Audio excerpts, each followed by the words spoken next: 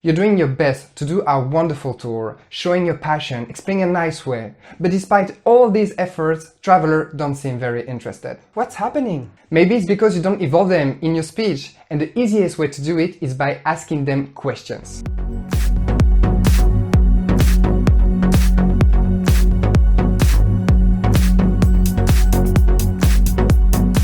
Hi, I'm Bernard of Good Walk, and in this video I will show you the different kind of questions you can ask to travelers based on what our best gurus told me. Let's go!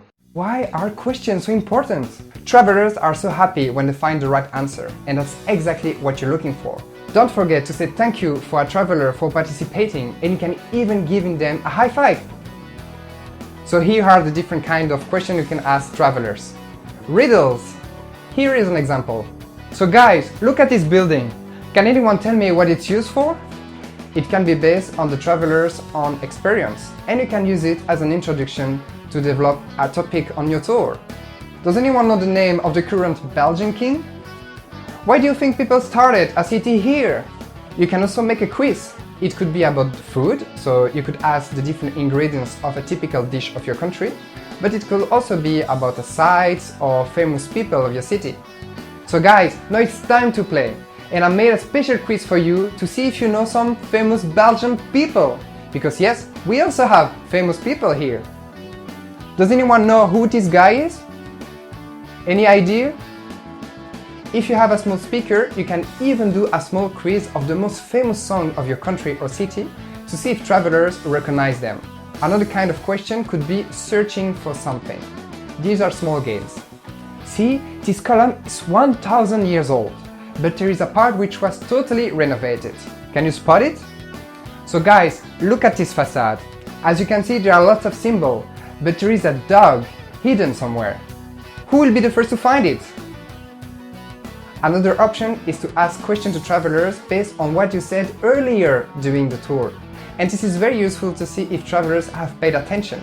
So here we are in a square called Elizabeth I. Does anyone remember this name? Although you don't provide new information, it allows you to connect with what you explained, and it shows travelers that what they learned is useful as they can already use it. Another way is to compare with travelers.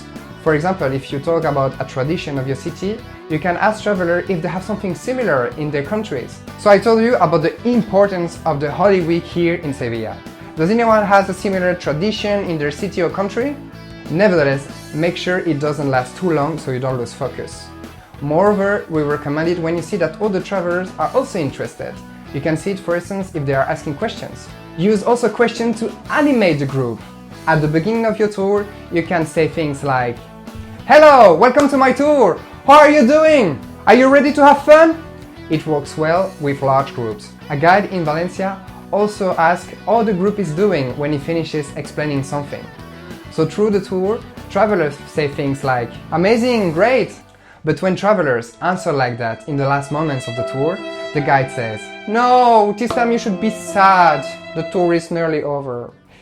It's important that your questions are easy to answer. In case it's a more difficult question, you can give them some clues until they find it. And you can also use phrases like, "Does anyone know it?" Maybe someone knows about it. This way, it doesn't look that bad if nobody knows how to answer. If you see that people don't feel comfortable to answer, you can encourage them. For instance, you can give them a little gift. People love to win. You can give a candy if someone answers well, for instance. And this works for everybody, even old people.